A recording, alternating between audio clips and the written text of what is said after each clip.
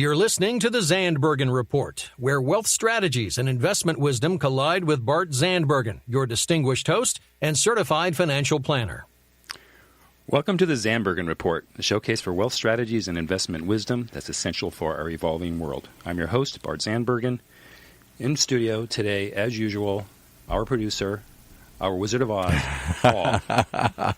I'm seeing double today. I see not one, but two show hosts here today. This is amazing to me. That's right, and I can't wait to introduce my special guest, Nick Roshdieh. Our subject matter today is going to be a little off the beaten path, but not really. And, Paul, probably one of your favorite subjects. It's self-discipline. One I need daily doses of, I'm afraid, here. I'm an old hippie. It's a little hard to be disciplined. All right, so Nick Roshdieh, longtime friend of mine. What are we, 30 years going on? Yeah, just about 30 years. So I want to give him a proper introduction, even though our subject is self-discipline, which he and I share a common bond with. Nick is an amazing luxury real estate person in his own right. He works for Pacific Sotheby's International. He's a father of two daughters, two beautiful daughters, a niece and Brielle, and as well as a devoted husband to his wife of 12 years, Fatima. Nick's comprehensive experience spanning more than 15 years has resulted in more than 700 residential sales, with 95% of his listings selling for an average of 97% of their listing price. Nick's track record of results stems from a dynamic combination of personal and professional hallmarks that include an unwavering commitment to excellence, exceptional negotiating skills, and an approachable manner. Viewing life as a journey, not a destination, Nick believes highly in continued life education and self-improvement. By regularly refining his personal and professional skills, he is able to embrace change and has developed an uncanny, intuitive sense. Nick, welcome to the show. Thanks, Bart. Thanks for having me. Sure. So we may get to some real estate at the end, and I want everyone to know how good you are. But in today's show, I think, as we discussed, we're going to focus on self-discipline, how it's been integral parts of our life for as long as we've known each other. And can I interject one thing, and then I'll shut up for the rest of this, because I really do need to listen to this. Don't you both get up at like some ungodly hour, like at right after midnight or something here? Yeah. Right when I'm going to bed, you guys are getting up. Tell me both of you, when do you get up here? So I'm between 3:30 and 4. I think, Nick, you're just about the same, right? Yeah, about 3:30, 3:45. How do you do it? Oh, my goodness. Every day? I mean, once maybe, but I'm all ears. Well, that's a very good subject and question. And part of that, and I think it's the same for Nick, once you've done it for 20, 25 years, you can't turn it off. I have not set an alarm clock legitimately in over 20 years. With the exception of, I think, 2 flights that I wanted to make sure I didn't miss. Wow. So I said, just as a backup. So were both of you always morning people, or is this because I know you're going to talk about self-discipline. Was this something you had to discipline yourself to get into? And why do you make it part of your routines? I'm just fascinated.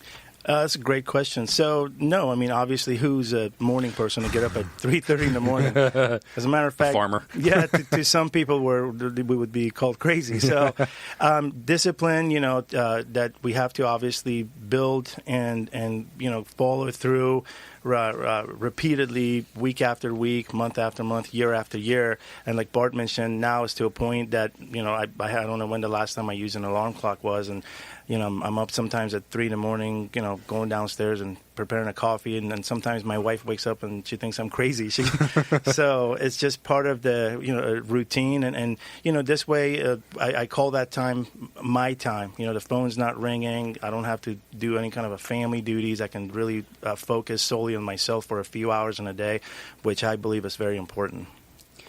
Yeah, Paul, to answer that same question, mine turned around when my son, who's now 30 years old, was born. Prior to that, I would work and then work out afterwards, but I made a commitment both to my family and myself. I want to be home, at a decent hour and spend some time with him. So I converted from an afternoon workout person to an early morning. So, again, I think, to use the word self-discipline, I had to discipline myself to start getting up early. And I got to tell you one thing. Having sat in this chair now for years and listened to very successful people come through each and every day, successful people like both of you are, the one common characteristic I hear all the time is they get up early and start their day way before everybody. The great David Geffen wasn't in here, but I read his book years ago. And when he started off at the William Morris Agency as in the mail department, if everybody got there at 6, he got there at 5. I applaud that, and I just want to note that's such a common characteristic for very successful people like both of you here. So Nick and I both, our clientele is successful people. Let's call it what it is. And being in the gym early, I mean, we're surrounded with I would say definitely a majority, if not close to 100% of people who are driven and certainly self-disciplined and for the most part successful. So as well as most of them that are family men are really good family men. Yeah, absolutely. Yeah. So before we get too much further, I looked up the definition of of self-discipline, and it's interesting how different the definition of discipline is to self-discipline. Because discipline is more along the lines of I'm going to show you how to do something or force you how to do something. That's discipline. I have two self-discipline definitions. One is self-discipline is the ability you have to control and motivate yourself, stay on track, and do what is right. Sounds pretty good. The other one is training and control of oneself and one's conduct, usually for personal improvement. Now, the one that so those were both from like a Wikipedia and a Webster's. The one that I like, and I don't know the author, but it's one that I think is the best. It is to do things others won't do so that you can have what others won't have. And by the word have, that doesn't mean possessions entirely. It could be, hey, I want to be in good shape, so you can have fitness or have health. I want to have a great relationship, so you have to put in the work to have a good relationship, or be a good family man, and so forth. So I want to make sure that have just isn't material things; it's to have, spiritual or untangible things. Okay, so Nick, we'll compare our disciplined lifestyle. So why don't you start with a day in the life? Okay, so as we mentioned, I get up around 3:30. I go downstairs, have a little power coffee, a little bulletproof coffee. The very first thing I do is I sit down once the coffee kicks in a little bit. I write 10 things I'm so thankful and grateful for. So I start my day with 10 things of gratitude. That spiritually aligns me, puts me in a high vibrational energy frequency. It makes me feel good right away. After that, I ask 5 questions, and basically I ask the universe, I say, what would it take for me to have a great day today? What would it take for my family to have a blessed, healthy, fun-loving day? What would it take for me to have a successful day? What would it take for me to be able to do everything I can for my clients today? So those are, usually what I do. The 10 gratitude things I write, the 5 questions that I put out in the universe. After that, I head to the gym. I usually see you there, Bart, before 5 o'clock. Get my workout in. During my workout session, when I do cardio, I listen to my self-development audiobooks. I go through probably about 3 books a month I listen to. I'm home typically by about 6:40, 6:45. Wake up my oldest daughter, Anise. I take her, make sure she eats breakfast. I take her to school. She's at school by 8 o'clock, and I'm at work by 8:30, already workout out of the way, and already had my breakfast, and nice and awake, ready to charge a day. Then, at work I have time blocks. I go through my task for the day that I usually write the night before. I accomplish all of my most important and sometimes difficult tasks first thing in the morning. I learned that in a book. It's called Eat That Frog. Do the most difficult things for the day first so you get it out of the way so it doesn't occupy the space between your ears for the entire day.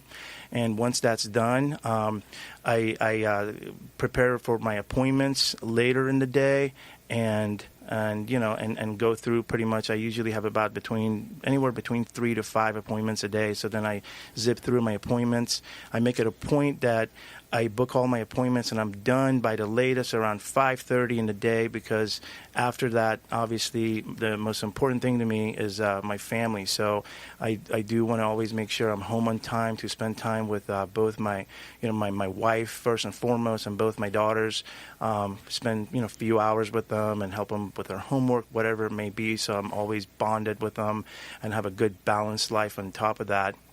And put them to bed at about 8:30 if they go to bed at 8:30. Sometimes it's a little bit later. Sometimes I understand that. Yeah, sometimes it's 9:30. But I make sure I'm always there to put them to bed, say their prayers with them, and I'm usually in bed myself definitely before 10 o'clock, the latest. Yeah, that's a great day. That's there's a lot of self-discipline going on there. Oh, absolutely. Yeah. Let's unpack a couple of things. So the gratitude. I've been doing the same thing recently, and there's a lot of defense behind that says starting with gratitude really helps to create, a great day and really a great life and a great attitude. When you're gratitude, I imagine it's more than just the tangible things, right? You're thankful for.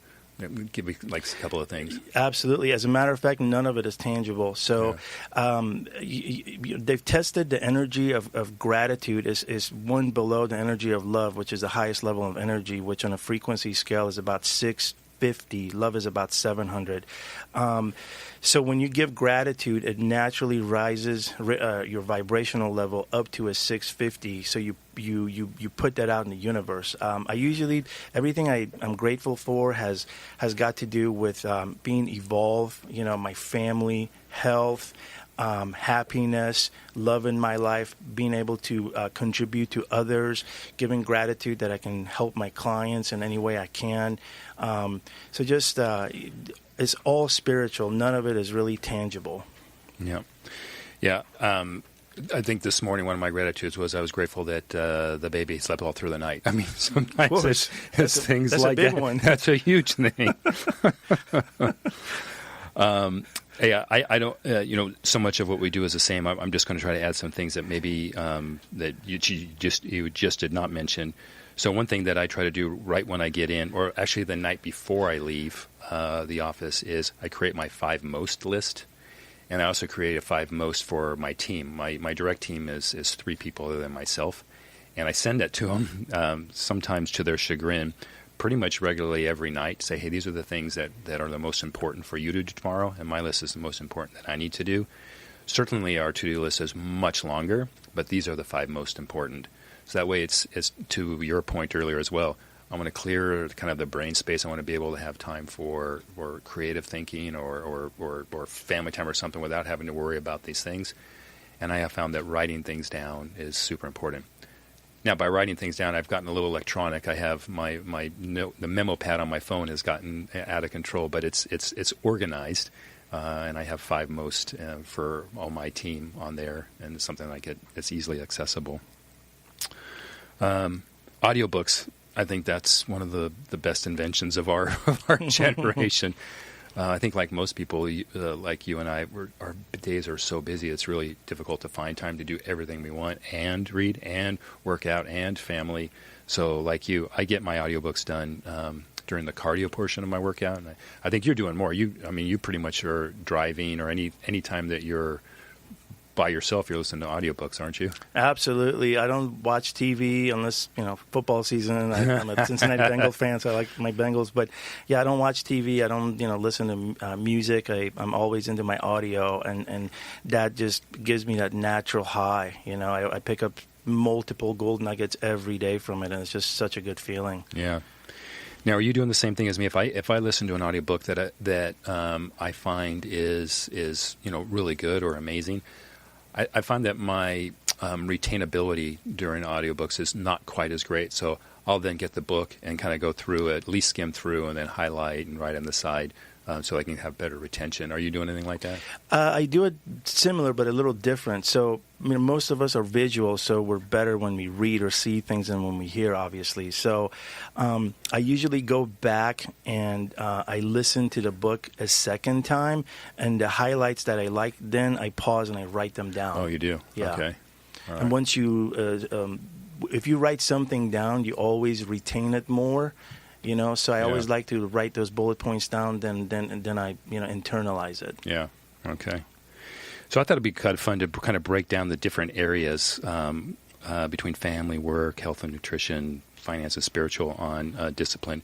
Paul, do we have time now, or do we need to take a quick break? I think we're ready for a break here because you guys are throwing so much out so fast I can't write it all down here, so I need another minute to catch up. All right, here. let's do the break, and then we'll be right back. Thanks. Okay. We know you rely on your CRM system, and it's usually a love-hate relationship. Most CRM systems, well, let's face it, they're expensive. They're hard to understand. People don't use them properly. And you're probably paying for features that you don't even want. If that's your case, then maybe it's time to simplify. It's time to get more from your CRM. Why don't you go back to the original? Trust Goldmine. We helped pioneer the industry, after all. Goldmine CRM is, well, it's simple, it's affordable, and it's proven. If all those sound appealing to you, if you're just tired of the CRM headaches that you're getting from trying to implement something that's just too complicated, too expensive, and too much for you to figure out, then why not go back to the original? Visit Goldmine today, goldmine.com. All right, let's pick it back up as we talk about discipline. I just got to ask you one question because I really am not that disciplined. I do not get up at 3 o'clock in the morning. I do not. I start the day slowly and angrily and drift along for a while. And I'm envious that you guys can do this. How long did it take you to do this? Was it something you just, it's like quitting smoking. People, everybody says they're going to do it. Nobody does it. How long did it take you to develop? It was a conscious decision you guys made at some point. Bart talked about his son being born. How long did it take you to develop those habits? And how did you develop those habits? Did you just grit it out and do it? Well, for me, I'm one of those alpha guys. So if I make my mind up to do something, I'm all in. So for me, it was just a matter of turning that switch to the on, position. And of course, in the beginning, it was, not normal to get up that early. I had to adjust myself to go to bed earlier. But one thing, I did in the beginning was as soon as the alarm clock went off, I counted backwards from 5. So I said, 5, 4, 3, 2, 1. Once I hit 1, I knew I was done. I had to get up. And, and then I would just pop up and kind of go about my routine. So for me, it really wasn't that difficult. It's just really the conversation we have with ourselves. If we tell ourselves it's going to be difficult, it's going to be difficult. If we tell ourselves it's going to be easy, then it's going to be easy. So it's important to always, have that conversation with yourself that serves you right for what you're trying to accomplish, in my opinion. Yeah, and just to add to that, technically, textbook, it takes 21 days to make or break a habit. So anything you can do for 21 days straight, it's been tried and true. Yeah, I've heard you say that before, and that's why I was hoping you'd mention again here. Yeah. I think it does take a while, and I think that's why so many New Year's Eve, resolutions fail. We all say we're going to be different in the new year, and we don't stick with it that long. Yeah, that's true. And for me, I think part of self-discipline, I'd like to say it's just something that I've created myself. But I think there is something that's innate. You're kind of born with at least an inspiration to do that. I've told my personal story. I was overweight as a kid and got picked on and bullied, and it was at that time where, that my self-discipline kicked in, and when I started, eating right and a health and fitness program, and that just kind of led. Then I got into surfing, and so I was up every day early to surf. And Nick knows once I get in a habit or routine, it's you can fast forward 5 years, you're probably going to see me at the same time in the same place doing the same thing. Right. Yeah. So do you think it's something that ordinary mere mortals can do, or is this merely for superstars like you guys? I guess that's the point I'm getting at. Is this something we can all aspire to? Absolutely. Some people can just, jump in and get going with it. For other people, for example, a lot of my friends, clients, if they try to start dieting, I always tell them, don't just try to change everything at once. Maybe just keep eating what you're eating, but slowly cut back on the portions, maybe for the first week or two, and then slowly change what you're eating. And within, like Bart said, it does take 21 days to build or break a habit. By the 21st day, then kind of get in your groove of exactly what you need to do to accomplish your goal. And then, it's much easier. So for most people, I recommend starting slow, not changing their lifestyle right away, but maybe, if they want to get up early in the morning, start with 2 days a week, for a couple of weeks, then go to 3 days a week, then a couple of weeks, then on and on. So, yes, we're all, cut from the same fiber. We can all do it, and it's, it's just what you set your mind into, you can accomplish. So it's definitely achievable for everyone. One of my favorite sayings as it comes to that, something may look just overwhelmingly impossible for those who are smoking and to quit smoking, or someone who needs to quit drinking or drugs, or whatever the case is, or lose a bunch of weight. One of the best sayings is how do you eat an elephant? One bite at a time. One bite at a time. So if you approach it that way, and that's one of the, hopefully I've given my kids some nuggets over the years, and that's the one that I hope really sticks, because if you just do one day at a time, one thing at a time, one bite at a time, you'll eventually get there. Hey, Nick, so let's break down in our remaining minutes maybe the different areas and how you approach it. So areas of discipline as it pertains to your family, let's say. We'll start there. Absolutely. So the most important thing for me is spending time with my family. That's, my family is really my why everything I do in life right now. So I make sure, I spend time with quality time with my wife. We have our outings or date nights, so we have some alone times together. I spend alone time with my daughters because obviously my oldest is 10, my youngest is 3, so there's a little bit of a age gap there. So I spend time with my 10-year-old niece doing things that she likes to do so we can bond, so she's always connected to me. Same thing with my 3-year-old daughter, Briella. I spend alone time with her. We go do things together, so that way we always stay connected and have a good bond with, Daddy and me. And also as a family, I make sure I spend, all my time with my family on the weekends that I'm available, and we bond together. We do things together. We have new experiences together.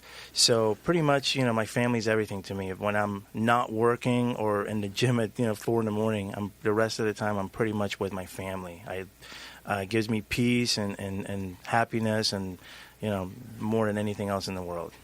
Yeah, that's great, and I concur with everything that you said. Excuse me. We talked a little bit about work and how we do our schedules there, so we'll come back to that if we have time. Fitness and nutrition, I think people have interest in that, and I know that people will comment on your lifestyle a little bit as they do with mine, and the amount of effort we put in to remaining healthy. Food preparation, that's a discipline. I know you go through that.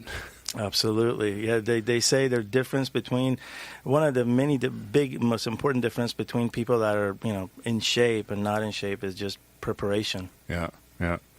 One of my their favorite takeaways is that abs, as we like to refer to them, are made in the kitchen. Right. So did you get that, Paul? Now I know the problem. Now I know where it all started. Okay. And I guess there's no Fritos and abs, huh?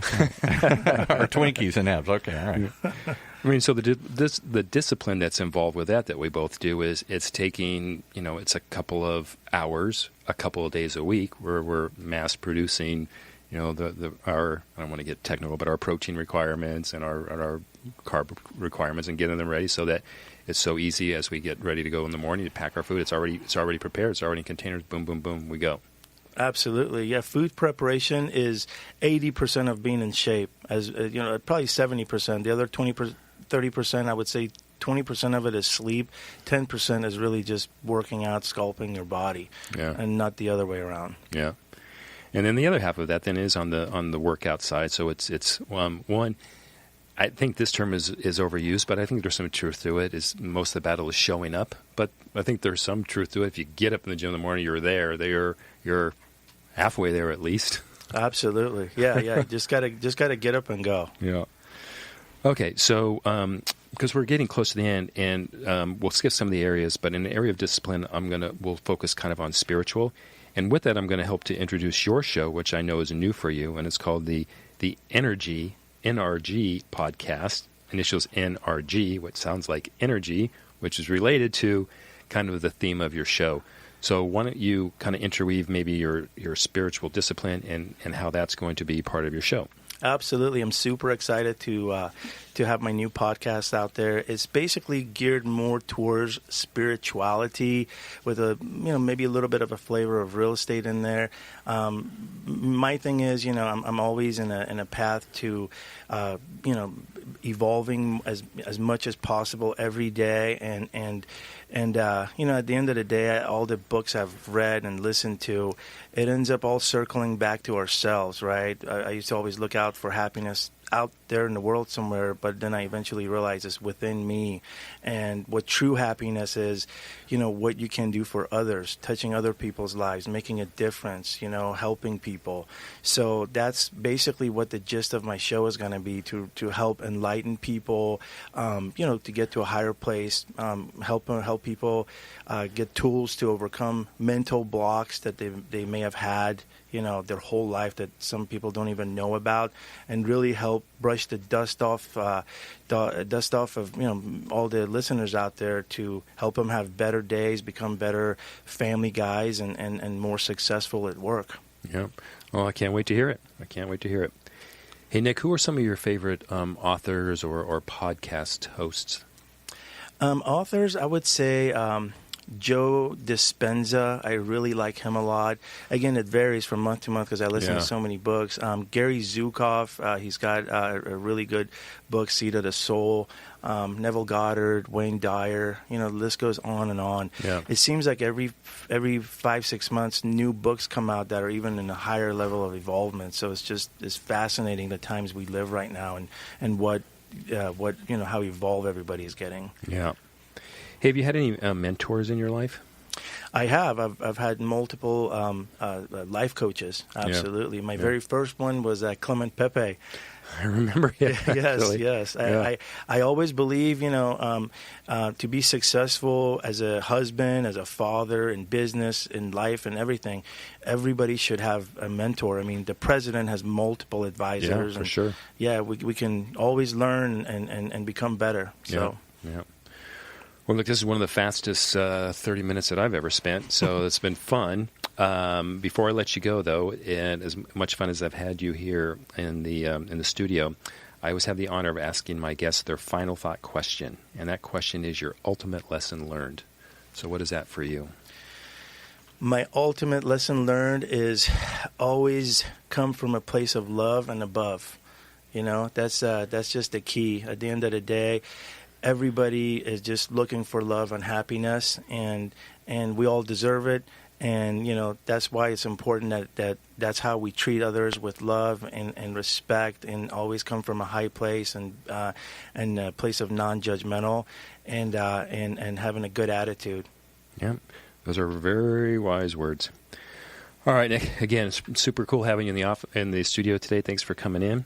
And for those who want to reach Nick and learn more about him, his real estate business, or his show, they can reach you at?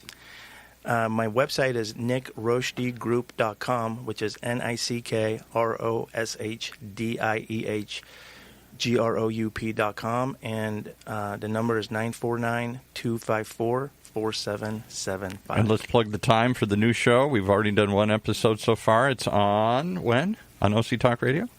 Thursday. Thursdays at 2:00. Okay, so we're doing it every other week to start with, but we're hopeful that we'll encourage you to find more shows and bring more of this passion and discipline that you guys both share here. Great. All right, everyone. Thanks so much for everyone who has tuned in, and we look forward to being back in the studio next week. Have a great week. Cheers. Bye. Tune in next week for the latest edition of the Zandbergen Report, Tuesdays at 2 p.m. Catch up on our recent shows by visiting www.bartzandbergen.com. Interested in being a featured guest on our show, or have a question you'd like to hear us answer on the Zandbergen Report? Email podcast@bartzandbergen.com.